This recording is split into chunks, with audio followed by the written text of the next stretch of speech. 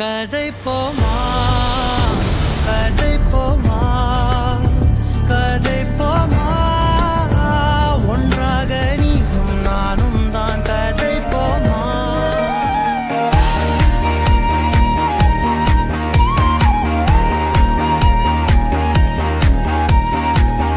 மறுவார்த்தை பேசாதே மடி மீது நீ தூங்கிடு இமை போல நான் காக்க கனவாய் நீ Leads down to AJS. Sid Sriram leads down to a piece of noise. Let's go.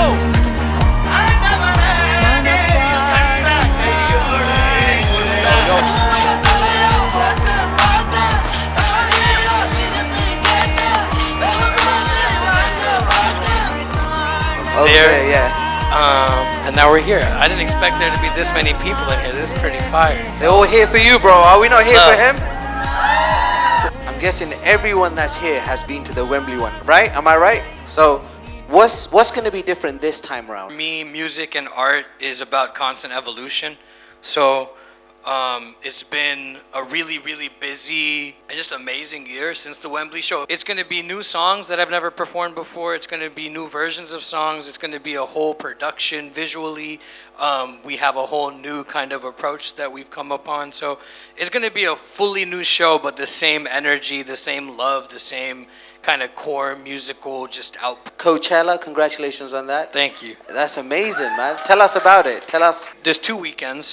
The first weekend felt like it just kind of whizzed by, you know, because you just get on stage and then you do the set and everything was just madness. The second weekend was when I was really able to take it in, and being the first South Indian artist to ever play Coachella was really, Bro, really first special. Tamil. First Tamil. Yeah, If I'm for not sure. wrong. The first artist ever sing in Tamil at Coachella also. Big up, bro. Come on. With the Tirpugar on Muruga, and that's what really kind of, when I was singing that and I saw the crowd just silent, that's what really hit me, that we did something special. First thing he asked me was, bro, where's the nearest Murugan temple? Right? I We're said, going tomorrow." East Murugan temple. And he's Yeah, like, for I'm going sure. there tomorrow. Most definitely.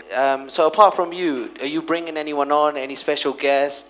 In terms of the show itself, it's going to be me and my band, and the way we normally do it is just us up there for 3.5 hours, just going through songs and just really kind of building this arc. But this time, I'm really honored and excited to announce that Prit is one from here, from the community, who's killing it. So I can't wait to have you. I'm really Shout. excited. Yeah. Amazing. You started off as an independent artist, but when we spoke about it, you looked at me and said, bro, I'm still an independent artist. And this year, you've been very much focused on independent. And when I spoke to Sid, I said, how comes all your independent music lands on your page and nowhere else? And you said, because I want, tell me about Yeah, that. I mean, I think first and foremost, I came into this scene making covers and releasing my own music on YouTube. This is around like 2010. And then 2012 is when Adiye happened with the Arser, and that really changed the trajectory of my career, which was really magical. But making my own music, expressing myself with my own lyrics and my own melodies and production has always been really important to me. And owning that, you know, not giving it to someone else, really owning my content, owning my masters, and being in control of what I do has always been super important. There's a lot of major corporations who, it's been a really interesting journey. My experience with cinema and music in films has been really beautiful. This last year, in addition to that, I've really focused or refocused on my own music. I put out my album Siddharth last year, toured it. Which was an amazing album, bro. Congratulations. Thank you, brother. on that. Appreciate it. We could do that. We can clap. We can clap. But I think what I'm going to do, that felt like it set a foundation, you know, but what I'm going to do next is what I'm really excited about. The next album I'm working on will be in English, but also in Tamil. And the music is just going to be something really special. You know, like anything that I do, where I come from, my roots, the kind of cultural grounding that my mom instilled in me with Carnatic music, Tamil music, cinema music, all of it is at my very core. So no matter what language I'm creating in, what I'm singing, whether it's a Carnatic concert or anything, it's still the same kind of core energy that is going outwards, you know? So it's always going to be there. It's not something that I wish to step away from. I really embrace it, and I don't only respect my culture, but it's always going to be breathing through everything that I do. For Tamil cinema career in 2012. It's like a decade ago, right? How's that journey been? Like, you've pretty much worked with pretty much every music producer in the Tamil cinema scene, right? It's been magical. It started off by me sending AR sir an email when I was in college, and never thinking he'd respond, but he responded. And IDA happened in 2012. We had Noda Nidandal happened in 2015. But when Talli Pogade happened in 2016, that's when my career really took off. And it's been a decade. I'm so grateful for every twist and turn and every peak and valley, all of it. And my biggest honor is getting to work with Dea Rahman, getting to work with Dele Raja sir. Both of them are heroes of mine, and having been in the studio, especially with AR sir, has really mentored me even to this day. When I have questions or if I'm in a certain place where I need advice, he's always so generous with it. So I think that is what I'm most grateful for. And then the fan base. My work in Tamil films and Telugu films, Malayalam, Kannada, really all these languages, but especially Tamil and Telugu, because that's where most of my discography is at. It's afforded me a fan base that feels like, I say all love, no hate after all my posts, and I use the phrase a lot. That was really born out of the fan base that really started going hard for me. I realized that every day you have this option of choosing love or hate, and when I do shows especially, and you look out into a crowd and you see, especially my shows, I can't speak for anyone else, but we move with such a sincere energy, myself and my band and my team, and when we're on stage, that's what we're giving people, and to see it come back, it's just the most, to me, it proves that God is real every time I see that happen, because you get to connect with humans at such a profound level. Everyone's having such a good time. Sometimes people are crying, sometimes I tear up, but the energy is pure. And I think my journey in South Indian cinema has opened my eyes up to that. And it's been a decade, and I take those lessons with me everywhere, no matter what music I'm doing. Cinema songs and a bit of your independent songs. It's going to be 99% cinema songs, and then a couple of my original pieces in there. I'll have one of my Tamil original pieces done from. I feel a special energy here every time. So the first time I ever came here was for the Wembley show last July, but since I've been 4 or 5 times, and every time something about coming here, the diversity, the love that y'all have given me, and just there's something about London that feels real special. So we'll see, maybe in the next year or two. You're welcome, bro. Come London. Why O2? What made you decide, all right, look, I want to do this in O2? And I think it's really going to be a special night. I feel so good. Just seeing this, the energy in the room right now, feels like a microcosm of what it's going to be when there's 20,000 people in the space. It's going to be a shutdown, 100%, bro. Shutdown. I'm telling you. I'm glad you say that, man. I think what's really special about our shows is that it doesn't matter what age group you are.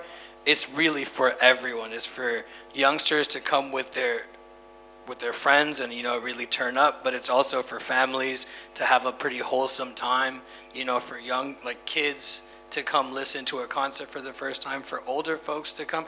I've seen this in my shows last month in Chennai. There was people there 65, 70, but they're going hard, you know what I mean? And I think my music, the way we carry ourselves, gives everyone the opportunity to really kind of let loose. Because y'all have seen the way I perform on stage. I'm jumping around half the time. So it's really inclusive, and I'm very proud of that. I'm gonna interview Sid Sriram tomorrow, and my sister's he's the one who did Innode Neerandal, and my mom's no, is he the one that sang Kannala Kannali? I was you've got that crowd, bro. You've got, for sure, love. So it's love, bro. Like you say, we're gonna get people to ask some questions. Yeah.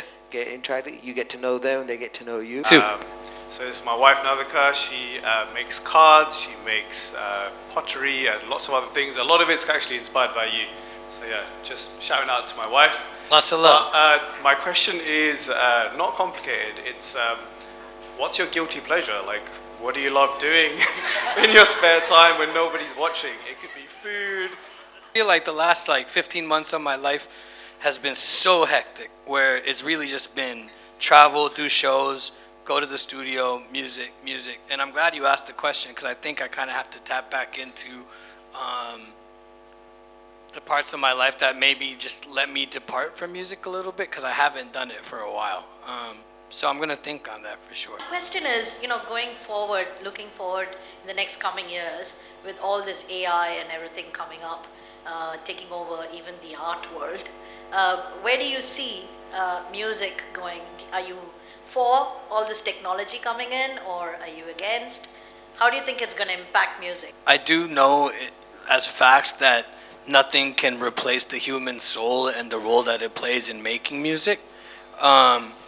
I think AI and other technological developments can be used as tools, and it's up to the artist to use it as a tool, to have the aptitude to know when that line is being blurred and one is not using it as a tool but using it as a crutch. And the artist also just has to have the discipline to not take the easy way out, And I think there have been examples of, like, I have some friends who are songwriters who will sometimes go on ChatGPT and throw in a prompt just to get some trigger points of ideas, and then that will, lead to a whole song being written by them, not by ChatGPT. So I think there are instances and contexts where it is useful. But again, I come back to the point that nothing's ever going to replace the human spirit, the human experience. The fact that we're so deeply flawed is what makes art and music and creativity so special. It's not perfection, for sure. So yeah, I don't think we are ever going to be replaced in terms of the function we have in making music. But we could get lazy. That's a fear, for sure. And I think it's really important not to get lazy, because if you do, you're doing humanity a huge disservice. You from your Telugu stuff, because I'm Telugu myself, and so literally been in love with everything, and was so excited to come to your show again. I came in Wembley, love this one. I think my question to you, probably on behalf of a lot of artists here as well, what was that one email that you sent to A.R. Rahman that got you, recognized? Because I feel like a lot of people might be in that position that you were back then. I know I am. So Sure. I'd love to know what you sent. Yeah, so at the time, this was 2010, and I was releasing original music of my own that I was writing in English and doing covers and putting that up on YouTube, and also doing some small, Carnatic recordings. So I just remember at the time, I was feeling pressure, and my parents were like, yo, I was at music college, Berkeley, and they're like, what are you going to do to get money once you're done? Because we know you're good at what you do, we know you're learning every day, and that's really inspiring, but how are you going to, get by? And I was really frustrated one night, so I was like, I'm just going to email him my music, and never expected a response. It was just kind of it was like a whim kind of thing to do. But yeah, it was just saying, I think I probably just said, hi sir, I'm a huge fan, here's some of my music if you get to listen. And then 10 days later, in very A.R. Sir fashion, it was a short email back. He said, nice voice, do you sing in Tamil? And that was it. And then the rest is kind of history. Yeah, but definitely a testament to shoot your shot. You never know, because by all logical standards, that email should never have reached him. He should never have seen it, but he did, and my life truly and completely changed. Where did I find his email address? I had a friend that was interning with him at the time, who on one night after partying, was just like, yo, come on, man, just pass it, and he did, so shout out him. If you get a DM like that from someone, would you act up on it? Be like, yo. Sure. 2010, Instagram and Twitter and all that wasn't that big. So if someone was getting emails, they weren't getting flooded with it. Now there's so many messages always coming. But I'm always looking out to see what's popping, even when we were talking earlier, just knowing what's going on. And I would definitely, if I'm in a position to kind of put someone on, hell yeah, for sure. You said, of course, you're a well-established independent artist. We've got amazing talents around Europe, around the world, who are independent artists and producers. Shout out to MJ Melodies, the producers behind it. We've got good singers here at IFT. You've seen all their work and a few of the singers. Are you interested, or are you planning on working with any independent artist across the globe and in the Europe region especially? for me, the next phase of my career, or where I'm at right now, is finish this album, put it out, really make a global statement with it, you know, and then after that, really start collaborating a lot more. And there's so many independent artists across the globe, like you said, who are already paving their own way. So it's not like they need to collaborate with me. So I think the thing will be first and foremost to find those creative resonance points where not only I dig their stuff, but they, not just because of the position I'm in, but because creatively they think we can make something special together. And for me to be able to do that, I just need to open my mind up. And you know, right now I'm very tunnel vision on this specific project that I'm working on, but there's so many artists that I'm a big fan of and that I listen to, and I'm always looking to discover more. And I think it's a really special moment for original music, whether in Tamil or English or any language. I think I wouldn't even call it a renaissance, but it's because it feels like it's the first time this is happening in a way. So I know I've already played a role, I continue to play a role in that, and I'm so excited to see the other artists that proliferate and collaborate with them for sure. Tamil Selvan, Hi. எப்போ உங்களை music டைரக்டரா பார்க்க போறோம்? ஒரு படம் பண்ணிட்டேன் already 2020ல வானம் கொட்டட்டும்னு Madras talkies ஒரு படம் பண்ணேன். ஓகே. அதுக்கப்புறம் I think I'll wait a little while. Okay. அது என்னன்னா நான் அந்த கேட்டதில்ல, நான் கேட்டு பார்க்கறேன். சரி. கண்டிப்பா கேளுங்க. But the reason that I haven't done it since, one, the pandemic happened, so you know everything shut down. But making music for a film versus making a solo album of original music, it takes like a good 6 to 12 months of just being in that one space and not thinking about anything else. And the next time I do it, I want to make sure that either it's a film that I'm writing myself or one that I can collaborate on creatively in terms of concept and all of that about it. But definitely I'll do it again. We've met before in Germany, and I've been meaning to ask you this question. So when I listen to certain songs, obviously we've heard Srivalli, it's upbeats, vibes, but when I'm down, I've had a fight with my missus, I always listen to your tracks. Like stuff like Kadepo Ma, and I'm like, in my head, I'm like, am I going to Kadeke with her ever again? You know? So what song do you listen to or go to when you're down? Do you have any particular songs? Like Time. I want to first say I'm glad to be of service and that the music helps in the times of need. The music I listen to at those moments, like it's certain like specific songs, like Vasigara is a song that I listen to, like I rinse that one.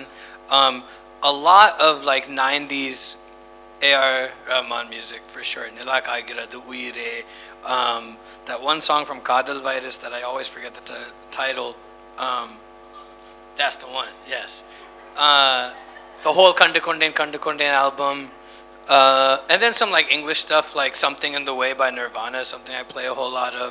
Radiohead. But I haven't had that much time to get in my field as of late, man. I've been busy. So I need to get my heart broken one more time so I can start listening to some music. Good, how are you? Good.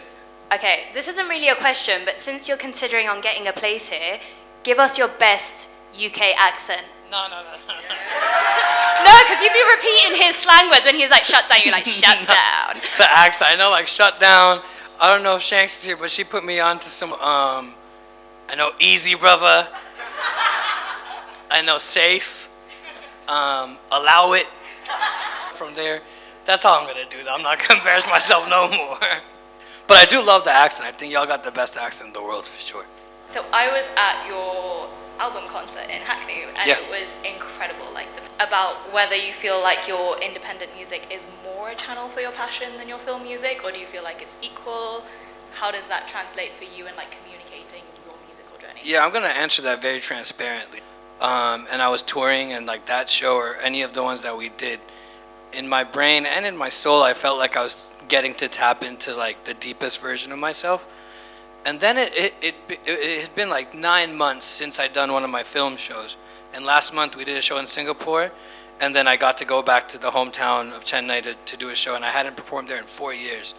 And I realized when I did those 2 shows that those are just as deep, I feel just as profoundly tapped in as when I'm singing my original compositions, you know? And I'm really glad I got to take a bit of a hiatus from doing my film shows, because, you know, when you have too much of something, you forget to really appreciate it. I know how hard it is to balance like your passion and like, especially if you're doing it full time as a job. So I just wanted to ask you, how do you do it? And also, when you feel burnt out, what's your place of peace, or like how do you deal with situations like that? For me, first, when RDA came out in 2012, I thought my whole life was going to change immediately, and I was just going to be like super famous and everyone was going to be stopping me everywhere and all that.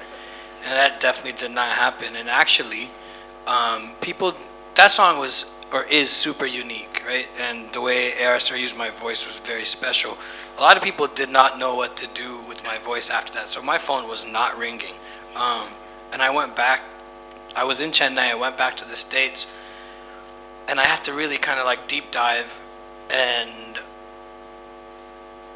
understand what music meant to me, you know what I mean? And like beyond chasing fame and glamour, beyond money, I had to really kind of like drill down and be like,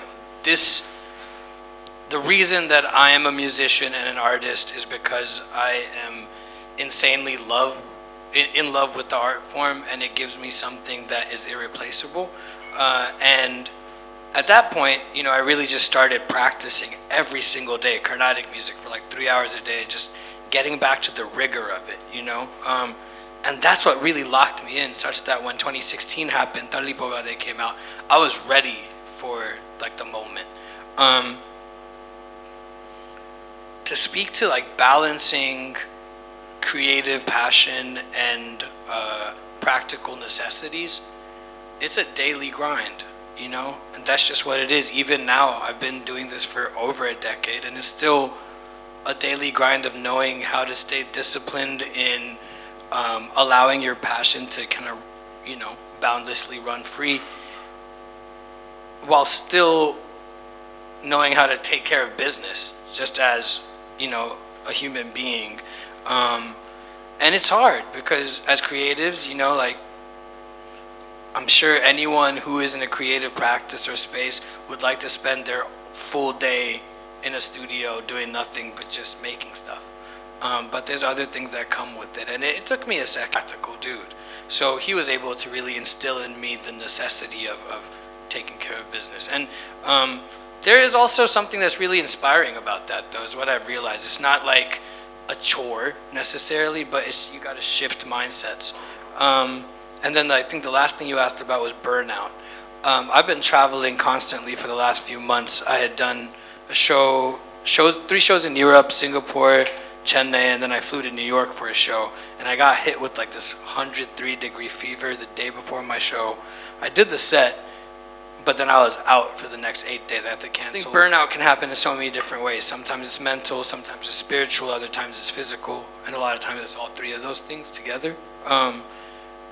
And I think just listening to oneself, really being able to get a sense of inner quiet so that you know what your body is telling you, what your mind is telling you. Because, I mean, first and foremost, we are nothing if we don't take care of ourselves. But that's also something, like, this happened to me a month ago. You know what I mean? So or a couple weeks ago. So I'm still learning every day. Burnout is real. We're not machines, for damn sure. But yeah, you just gotta, you know, and also not take yourself so seriously. That's another thing. Like, be able to be like, nah, it's cool. I'm just gonna chill and watch The Office today and not do nothing else. You know, and I'm learning that. I teach myself that every day. Hi brother, எப்படி இருக்கீங்க? நல்லா இருக்கேன். நீங்க எப்படி இருக்கீங்க? எல்லாருக்குமே உங்களோட voice நல்லா பிடிச்சிருக்கு. கேளுங்க. நன்றிகள். என்னன்னு பாத்தீங்கன்னா, எங்களுக்கு வந்து உங்களோட பாட்டு எல்லாமே எங்களுக்கு ரொம்ப ஓகே எங்களுக்கு வந்து உங்களோட பாட்டு எல்லாமே எங்களுக்கு ரொம்ப பிடிக்கும். நீங்க பாடின பாட்டுல உங்களுக்கு ரொம்ப பிடிச்ச பாட்டு என்ன பாட்டு? அது சேஞ்ச் ஆயிட்டே இருக்கும். ஓகே. ஒரு நாள் எனக்கு ஒரு பாட்டு பிடிக்கும், இன்னொரு நாள் இன்னொரு பாட்டு பிடிக்கும். பட் எனக்கு கான்ஸ்டன்ட்டா அந்த அடியே பாட்டு. ஓகே. என்னடி மாயாவினி, తెలుగు పాటల ఇన్కేమ్ కావాలి, என்னுடன் இருந்தால். Okay. These four always, like, because I rarely listen to my own music, but கேட்க போறேன்னா இந்த 4 பாட்டு மோஸ்ட்லி கேட்டுருவேன். ஓகே, எல்லாரும் ஒரு தடவை கிளாப்ஸ் பண்ணிருங்க. So I've seen your clip from Coachella, and I've seen like the track that you sang there, and it's super inspiring to see a Tamil artist on such a big stage. And I've been to Coachella the year before, and you know, like I was always looking out for any forms of brown representation. Sure. But that's obviously on the rise now. Just like, what's your kind of tip? Of course, I would love to see you performing more and more to non-brown audiences. Yeah. Because it's important to take our music to the world, right? 100%. But what's your advice to some of the young people here and the artists here who should be looking outside of the Tamil space or outside of the brown audience to get their music out to the world? Yeah. When you are in the process of developing and finding your sound and all that, don't think about audience at all. Because I think art, music, creativity, first and foremost, it has to come from a place of like inner necessity for it to resonate with others. But I think the biggest thing that any creative, especially people that are just coming up, have to do is take the time to understand what their voice is, you know, and not just like actual voice, but what their statement is going to be, what their ethos is, what are they trying to communicate to the world that makes them them, you know, really find one's unique perspective and vision and drill down and take the time to develop that, because I think what the world really needs, especially from the South Asian community right now, the brown community, is our perspective, which hasn't been heard around the world yet. It's, you know, and I think to be able to offer that, we have to really drill down and know. For me, it took me a while. You know, I started trying to bring together Carnatic music with R&B and soul and other Western forms, like starting 2008 was when I first started experimenting with that, and it's taking me this long to now get to the point where I think I'm really doing it justice in the last few years. So it is a process, and it takes rigor, it takes daily just like grinding on it and working on it and thinking about it and obsessing over it, you know. So I think that's the most important. I think it's beautiful when your music resonates with your community. So I think if that's how it starts and those are the first people that champion you, that's amazing. And I think a natural progression from there is just being ambitious, you know, like, and not necessarily for egotistical reasons, but for the reason that you're talking about of it being necessary for us to take our music across the world.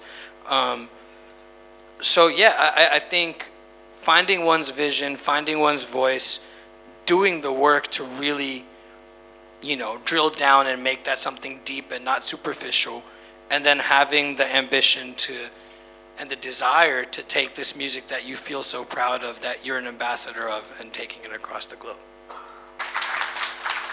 Sid, what I want to know is, what's the craziest experience you've had when performing?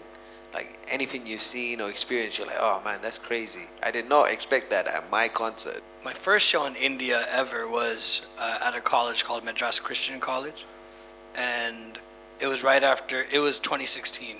So Talipogader Kama Yane Matram Kadale had just come out like a bit before that. And they were literally like throwing dudes up in the air.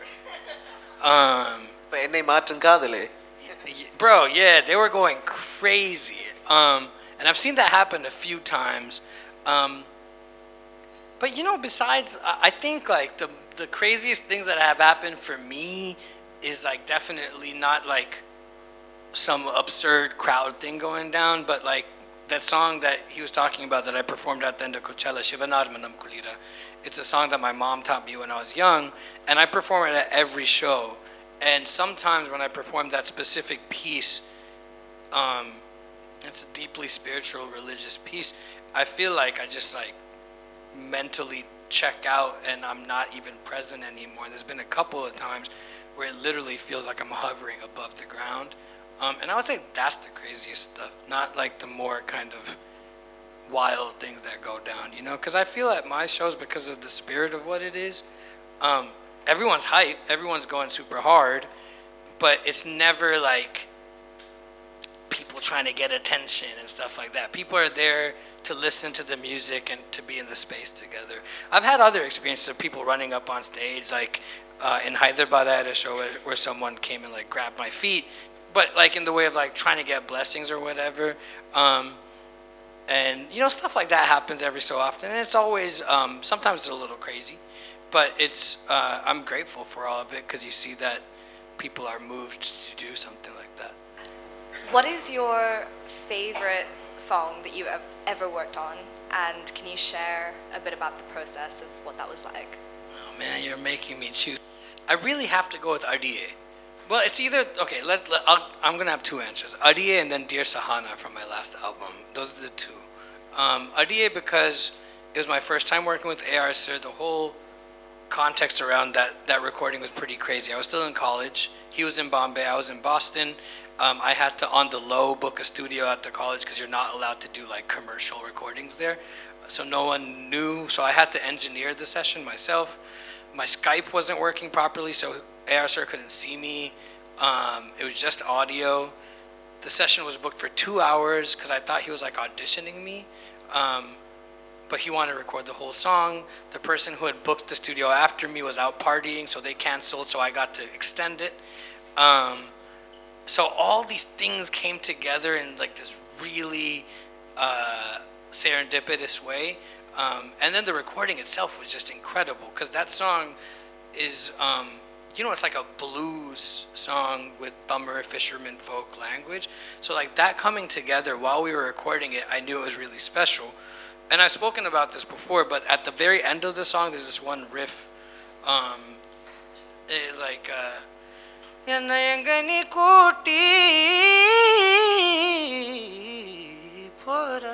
like just like a long riff, right? And yeah, cool. Thank you. But after I sang that, AR was like, "Whoa, that was cool," and I was like, "Oh shit, that's fire!" Like that man has been my hero since I was like 5 years old, and to hear him say that about me, it was like 3 a.m. and I just lost my mind. I was like, "That is wild." So yeah, that one, and then Dear Sahana, only because I worked on that song in Minneapolis. I'm a big fan of this band Bon Iver, and Justin Vernon, who is Bon Iver, was playing acoustic guitar during that session, and I did a certain like phrase, searching for infinite love. Like it was like a Carnatic phrase in the context of like soul, and he just looked over at me, just like with that look that like a musician gives you when they're like saluting. And again, it was just like, yo, that's fire. And that energy just kind of like took that song forward, and I got to make a song where Sahana is that name and that spirit is at like the core of an English song. It felt like I was making Hey There Delilah for my people, and so those two. Yeah. I saw a lot of people just step back like, oh shit, he's singing. No, all I heard from that was first time with A.R. Rahman and the Skype doesn't work. Oh my God. Have you listened to like the UK sound, and are you familiar with, have you got any favourite artists? And I like Dave a lot. Right, Dave, yeah. Yeah, Okay, cool. but no, finish your question. Yeah, to be honest, I just wanted to find out what your connection is. How would you see yourself your sound fit in with the UK sound? Sure. But I like some specific artists. I like Dave. I like Skepta, Georgia Smith. If we go earlier, like Radiohead is one of my biggest inspirations of all time. And then even going into like Talvin Singh and some of like the cool South Asian Western music crossovers, that was, I feel like the UK and London was the first place for that to really pop. I don't know how exactly I would fit into the sound until I come here and start really integrating in and making music with folks here. There's a couple of songs off the Siddharth album. There's a song called Should Have Been There that breaks into this kind of UK two-step kind of vibe halfway through. But I haven't fully dove into it just yet.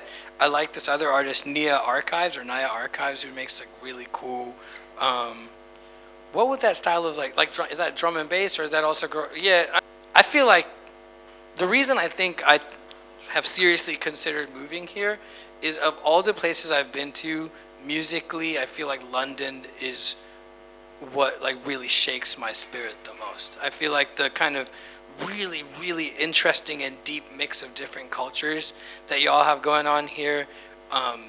Just makes me feel artistically at home. So even if I don't move here, I want to start like maybe spending more time and just making music with people out here. The mainstream and maybe in the independent scene. And you can't say prick because we already know that there might be something coming out. Mainstream, but if I could do something with Tom York and like Radiohead, I feel like our voices would sound crazy together. On the independent side, I want to produce something for Sahi. Sahi? Yeah. Okay. Like, and maybe we sing together, but I want to produce something for him because I love that dude's voice. And I already know he's doing big things across the globe. I think he's traveling right now. But I watched him perform live. He like kind of opened up for a show I was doing in Malaysia years ago. And the first time I heard that tone, I was like, ooh, that's something really special. So he's someone that I want to... He was meant to work with you on one of your movie albums, right? Well, when I was working on the movie, he's one person I reached out to when I was starting to kind of like think about what I wanted to put together. But exactly, I think when the time presents itself, he's definitely someone else. Free people, you can put your hand up. We're going to get Sid to sing. You can give a request for Sid to sing a song. And we're going to get Sid. Is that all right with you, bro? Yeah, it's fine, as long as I remember Free. the song.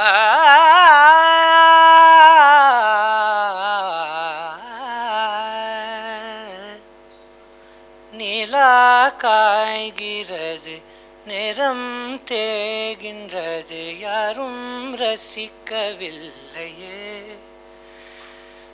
இந்த கண்கள் மட்டும் உன்னை காணும் தென்றல் போகின்றது சோலை சிரிக்கின்றது யாரும் சுகிக்கவில்லையே இந்த கைகள் மட்டும் உன்னை தீண்டும் காற்று வீசும் வெயில் காயும் காயும் அதில் மாற்றம் ஏதும் இல்லையே ஆவானும் மண்ணும் நம்மை வாழச் சொல்லும் அந்த வாழ்த்து போயவில்லை என்றென்றும் வானில் நிலா காய்கிறது நேரம் தேகின்றது யாரும் ரசிக்கவில்லையே இந்த கண்கள் மட்டும் உன்னை காணும். Thank you. We got 2 more requests. I'd love to hear you sing Entropy. This is my own song, but I haven't sung it in a long time, so let's see where we go. Thus darkness creeping in, drops of shade, drops of rain stain, clouds of white linen. Frail paper boats of hope try to stay afloat against the natural tide. Starry-eyed, stupid is how it all started, and now it has to end. Oh, melancholic fuse mixed with saturated stereotypes. Oh, melancholic fuse mixed with saturated stereotypes. Oh, melancholic fuse mixed with saturated stereotypes. This is the state of entropy, and all you could do is hold on. Shout out to whoever did sound. Where's that's that? me too right there. Someone Shout threw some delay on my voice. That's some boss shit, man, bro. Shout. I've got a baby girl, she's 9 months old, and I named her after I heard your song Aradhya. So if you can sing it, great. If not, no problem. நெருங்காதே விலகாதே உன் பக்கம் இருந்தால் கெட்டு போவேன் தள்ளி இருந்தால் நல்லவனாவேனே உன் புன்னகை என்னை கொய்வது பொய்யா மெய்யனை மென்மை செய்வது மெய்யா ஆராத்யா என் ஆராத்யா என் இதய துணைவியே ஆராத்யா ஆராத்யா என் ஆராத்யா கலைவியை கலவியின் தலைவியை Aradhya. Love to your daughter, man, for sure. All right, one last song. Yeah. I'll do Adiga I wanna be Adiga. surprised. Is that okay? All right. Which one did you want? Just anything that's a surprise. I want you to surprise us. Okay. Wait. Gotcha.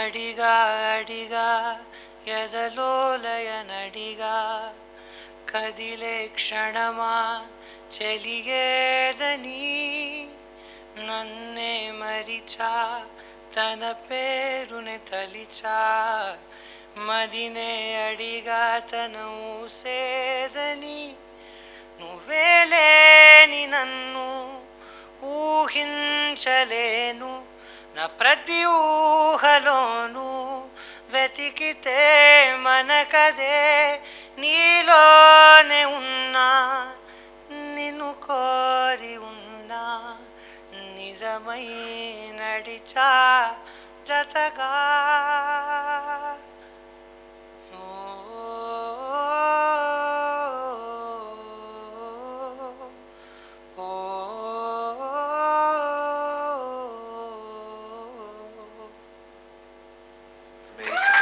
One thing I want to say is, I think after like A.R. Rahman, right? I think you're the only concert that I've been to where people don't really care about what language you sing in. Like, you know, like even when there's no instruments, the delay definitely helped. But like that really set the That vibe. stuff you did, yeah. But it's sometimes like when the energy is right in a room, you just kind of feel like singing for singing's sake. So salute to you guys. I love you guys very much. Yeah. Jil jil jil jil jil ka dil dil dil dil dil kannatil muttamitali kannatil muttamital jil jil jil jil jil ka dil dil dil dil dil kannatil muttamitali kannatil முத்தமிட்டால் ஒரு தெய்வம் தந்த பூவே கண்ணில் தேடல் என்ன தாயே ஒரு தெய்வம் தந்த பூவே கண்ணில் தேடல் என்ன தாயே வாழ்வு தொடங்கும் இடம் நீதானே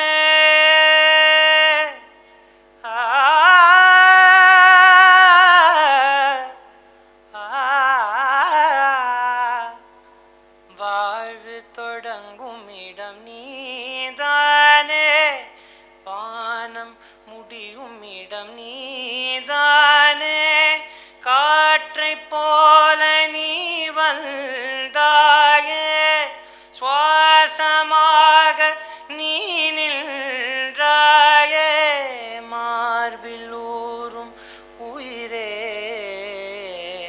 ஒரு தெய்வம் தந்த பூவே கண்ணில் தேடல் என்ன தாயே. Yo, I don't know why you felt like singing that, but that song means a lot to me and to my people. The story is beautiful. Thank you so much. Sure. All right, guys, we're going to wrap this up, right? And then we're going to move on to taking some pictures with everyone, right? The most important thing we're here for is Sid's concert, which is on the 13th of October 2024 in O2. It's like it's a precursor to what the energy is going to be like on October 13th at O2. I think I've already deeply expressed my love for this city and its people, but I mean it from the bottom of my heart. It's going to be a really special night, and I can't wait to see y'all there, your families, your friends, and it's going to feel like 20,000 family members together just sharing in music for a night, so I can't wait. And I'll see you guys in October. Love. Oh, thank you. Thank you, Sid. சிரிச்சார் என்ன